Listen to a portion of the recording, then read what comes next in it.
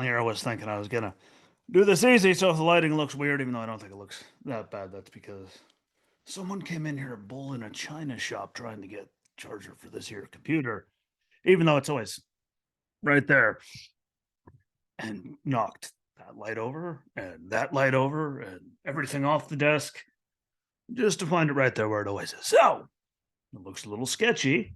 It's not my damn fault. But happy Friday. I wanted to sit down, before the weekend starts.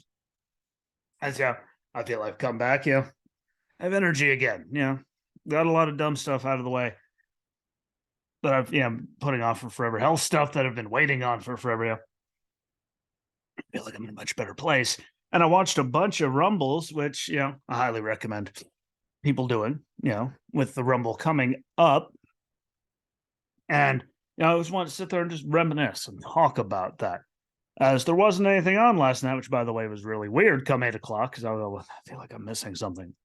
I actually wasn't, wrestling on Thursday nights, but there will be racing at some point. So don't you worry.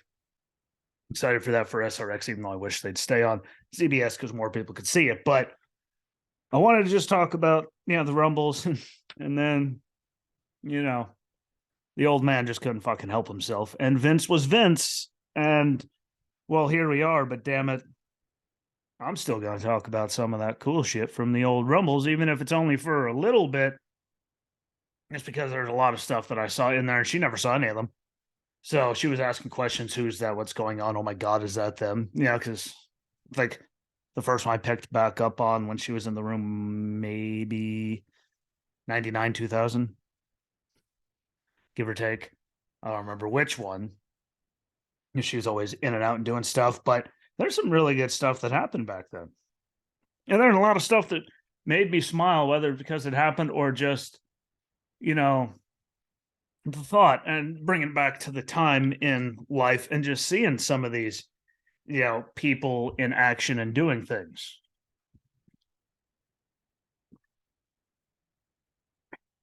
Heard yesterday's keeping my throat moist with some Yingling, just in case the throat tries to go out on me. But really good stuff. And, the first thing that I noticed, she noticed, everyone notices from back then is just the veracity that everything had, the speed. I'd say the quickness, the violence, they had it, but it's the way they were going. It's a completely different thing. Like we think of the speed that they have now, but it's a completely different style of it. Back then, everything just moved faster. The flow of matches, there it is. Anyway, that was so much quicker. The referees, again, watching The Rock and Mankind with all those unprotected chair shots. And then he came back the next year and still took more, but a little bit later. That was, just as hard to watch now as it was then, but just to see how it all was is just, brings you back to a time. And it got so many questions out of her. She was wondering who people were. Oh my God, is that actually like them? Like there was a lot of things seeing in all, but thankfully she didn't see that Rock and Mankind match because she was showering or I don't know what the hell she was doing. When she does something that should take 5 minutes. I don't see her for 45 minutes, but really, really, really good shit from back then. And there's some things that caught my eye, seeing how good, and how much they pushed Rikishi in a bunch of those, just in there dominating and staying in there for forever. Even before the whole I did it for The Rock, before all that, like just to see how much he was getting pushed while he was still with Too Cool was, how dominant they made him was amazing. Just because, what was he known for then? The dance, all that, everything with Too Cool. And, he still was out there just dominating people even before. And we saw what they tried to turn him in after, The Rock and Stone Cold and the Card, all of that. Like, it was just mesmerizing to me, I guess is the right word, to see how much they were pushing him. And I'm not complaining when I say that. I thought it was absolutely fantastic to see him getting used in that manner because I totally forgot about it. I was just one of those things. It's like when she kept saying, like, how did you see this? Is you couldn't order the pay-per-views because I couldn't. Landlord wouldn't let me. Even if we paid him for it, he wasn't going to let us, get it. Dick, by the way, Mark. I know you're never listening to this, but that was a dick move. Like, wanted to, come out on VHS in the video store and get it because I'm that old. And I loved Video Mania in town, the small mom and pop ones. That's where everything was at. And anyone that knows. But to see that was cool. One that's more controversial, but I don't give a damn. Seeing Chris Benoit in his element. And I'm just saying, for his technical prowess and ability, which was amazing. His precision, like everything he had, you can still enjoy his in-ring work when you see it because you completely forget it was there. It stops there before anyone freaks out. It stops right there. But seeing what he did, years before any of that happened was still good to see, in his moment because he really was that damn good. Never mind Triple H, well, I'm the game and I am that damn good. No, Chris, he was that damn good. And then, outside the ring, all other beast, all other human being. Very long conversation could be had about that. But just seeing him in his element in the ring was fantastic. Seeing the many phases of Jericho, because she even looked at him, that's Chris. She's like, oh, he's actually kind of cute back then, all the usual. And like, yeah, he was a baby. Like, there's a lot of babies, whether he was, on the first undisputed champion kick, because he beat, Stone Cold and The Rock in the same night, and he'll tell you about it. Until the cows come home to roost, whatever other phrase you might like to use in that situation. But to see that, to the in-between hair thing that he had with Sean, like, and just to see and think how long he was wrestling before that, like, it just makes you, it gets me at least the warm and fuzzy. Just because, plain simple, to the point, just how long he's been doing it. And like, got himself into shape again now. And he's still putting on good matches. Regardless of having to have someone involved every single damn match. Or I went off about that the other day. Literally, I think that's AEW's thing. Like, someone has to get involved every damn match, or at least 9 out of 10, 9 out of 11, however many matches, there were on Dynamite, 9 out of 11 segments, people were getting involved. But just to see him back then was fantastic. Because there were so many different phases, so many things he did, and he did them all extremely well.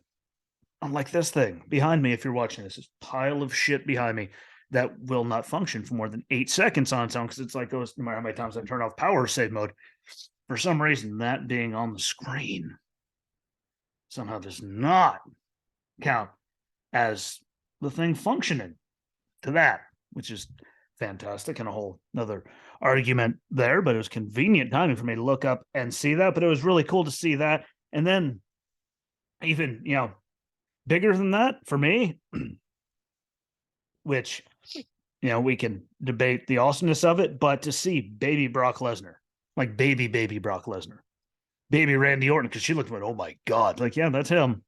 That's really, really him. Rick, back before all the health things. John Cena through, his build, which was, fantastic. I mean, like Batista when he was a bit, like, there are so many of them back then. That was outstanding. To go back and see them when they're all trying to figure it out and just get started and go. And Shelton Benjamin's in there too. Right now into the phase of Shelton with his mom as he went out to the Royal Rumble. Was there with him. Or the year after, I don't know. But like back then, look at the speech he just gave. No matter how appreciative he was to be able to do it for 20 years with him. Yeah. And I think he deserves better than he's gotten as of late. I'm pretty sure we can all agree that he's gotten a rotten stick on that deal. But to see all of them back there, just figuring it out was amazing.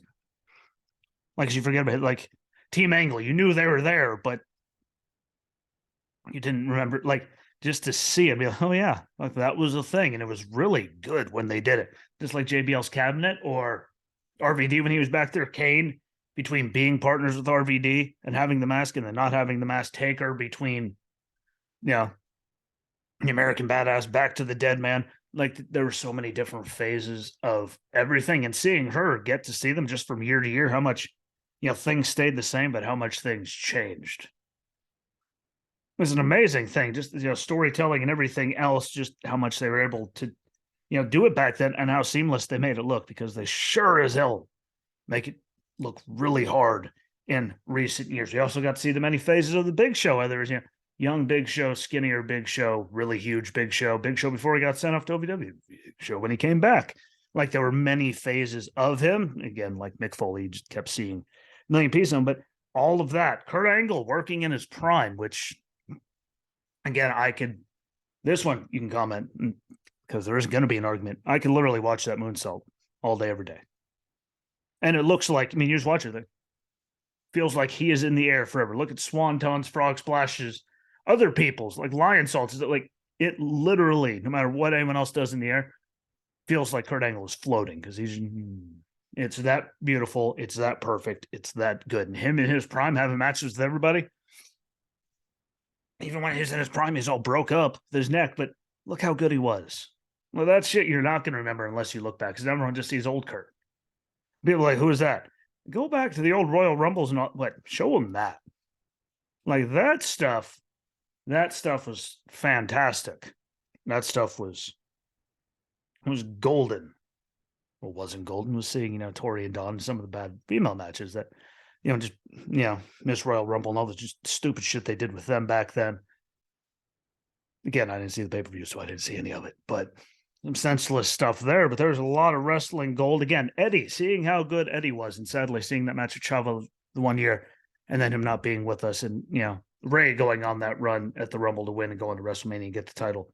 Like that was fantastically done.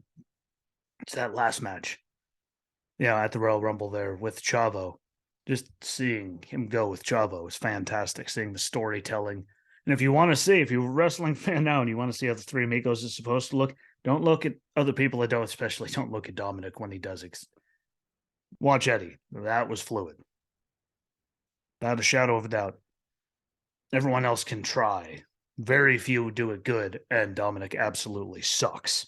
So see that. And you also got to see one thing, which, now that he's back on TV every once in a while, you get to see the start of JBL, regardless of how much you hated the split with the APA, no matter how much we all liked the APA. I was a fan of it. And again, I'm not taking anything away from him. His heel work as JBL was fantastic.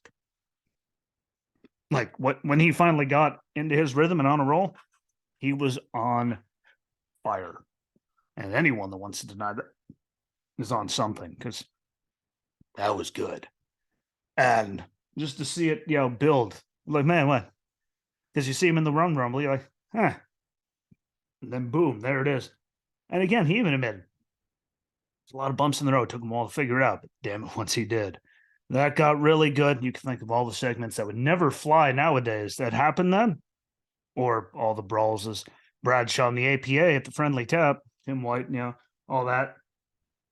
Like that was just really good stuff. And put a big smile on my face watching it all, no matter what I was doing for other shows that I do, animals, cooking, cleaning, like just having it there and looking up and listening to it puts a smile on my face. So if you could do anything before, the Rumble in the next couple of weeks, watch the stuff, watch the old ones. It puts giant smile on your face and brings back some of the best memories you'll ever see. Things I was confused by slightly, just one really, because I never noticed that while they built up the APA as the protection agency and just molly-whopping people all year, friendly tap fights, like all of that. You look back at them in the Royal Rumble matches, it's kind of amazing how they'd be in the match for like 12 seconds. 12 before they get booted out. And I'm not even exaggerating. Like they'd be in the match long enough to go, oh, look. And whether it's Main Street Posse, just a group of people, like they were always in and out so fast. Like how much they gave them as a protection agency with the door just beating the hell out of people. Why were they always like in the match for maybe 15, 20 seconds normally? Like individually, both of them, they would just get thrown out. I never noticed that before. And that kind of put a smile on my face too. God damn, well, they beat the hell out of everyone all year. They got to the Rumble, they sure the hell didn't. Which is amazing that was their moments in it, because everyone always sooner or later, gets a moment that we remember. It's amazing that their moment was just getting flung out all but immediately. Never put two and two together before that. And then so I'm not even confused by that. I'm angry by is why don't they do, no longer do special sets every, pay-per-view, premium live, whatever you want to call it. Like we know what business was back then. It was booming. And they were making special ones for every, show, pay-per-view. And they were still making money. So now why can't they do it? Just set up something different, set up the LED boards and go. Like they know how to do it. They do it for bigger shows. Why can't they do it every premium live event again? Just make it special again. I don't think anyone would complain about that. Seeing the same exact set literally all the time. Minus like WrestleMania, and if they're overseas, they do some. But why can't we do those? Those are always a favorite thing. What do they got this week? What they got this month? What they got this time? Was it just a Mania thing? Maybe it's just me, but I thought that was really cool, and I'd kind of like to see that come back. Put a smile on my damn face. That was cool. It's one of the things I always remembered as a teenager. I get to see the highlights and go, man, that looked good. Like the King of the Rings, they just had so many different ones. I'd like to see it again. God knows if we ever will. But Vince is back, so it'll probably never happen again. It's kind of amazing. But now to Vince, I'm just gonna say that I thought extortion, blackmail, holding people hostage. Last time I checked, that was kind of illegal. But saying either you do this, for everyone's favorite word. Remember, throughout the years, quid pro quo. The times we heard that flung around, I'm literally not going to sign a new media rights deal or anything because the deals are coming up. I'm not going to agree to anything unless you bring me back. Last time I checked, that's blackmail and quid pro quo out the wazoo and holding the company hostage and all kinds of bad shit that you're not supposed to do. And there he is, just doing it like it's normal, and they let him go. Which, first point, say whatever you will. Why? Like, for the love of God, just go away. I know it's all he's ever had, but pulling that either you do this as I say, or I'm not letting you get a new TV contract or any of the other shit. Like, are you actually kidding me? Like, that's literally do this, or I'm not going to do this. Like, that's a legitimate quid pro quo, which all kinds of people threw a big shit fit about. Yeah, this one's going to walk away. Literally do this, or I'm not doing, like, blackmail. You want to name it, like it's everything. And he just got away with them all. It reminds me of, the NWO when he brought them in. Now, if anyone's going to kill it, it's going to be him, and he's going to do it the NWO. Except, it's one of those, either give it to me or I'm killing it myself. We always thought that he'd be the one to kill the damn thing. He wants to bring it back, negotiate the new TV deal and sell it. So hopefully that just means he sells off all the shares to sell it to someone like, I don't know, The Rock, Triple H and Stephanie. To someone to keep it going, that'll actually keep it going, but keep it in the family. Like, he always brags about his family business and all this. Why the hell sell it to anyone else? Like, that would be a shitty, scummy thing to do with, threatening to hold everyone, include, his daughter and all them hostage. It's just really shitty. But he did prove everything everyone ever said about him, business wise. There he is holding everyone hostage and blackmailing people, and it worked, which is the problem. It proved him right. I'm not surprised by it, but everything, hopefully keeps going smoothly, and he just works with these things, get rid of his share, and goes away. But I don't care. It's all he's known for, 40 plus years, 50 years, whatever the hell it's been, his whole life. Like, go away. I know you don't know anything else, but how are you going to know anything else if you don't? And if you're just either let me back in or I'm burying the company, like, that's kind of a shitty way to go about it. Don't have to like it. It's just true. And that's kind of the worst way to go about that. So congratulations to Vince McMahon for proving everything that I ever once said about him as a businessman and a promoter and all of that to probably be 1,000,000% true, as he just did it to his daughter and son-in-law and everything else in order to get back and do all these things, because he could just, I don't know. I'm not a fan of it, but if he does what he wants, he does this and then moves on. What the hell do I know? But thank you for watching and listening. Hopefully you enjoyed your Friday against SmackDown's on night, got a tag title match. But make sure you watch some of the old Rumbles on Peacock, even though Peacock does make me want to put my head through a wall at times. I appreciate you all. Don't forget YouTube, Apple Podcasts, and Spotify. And until next time, I'm out. Deuces.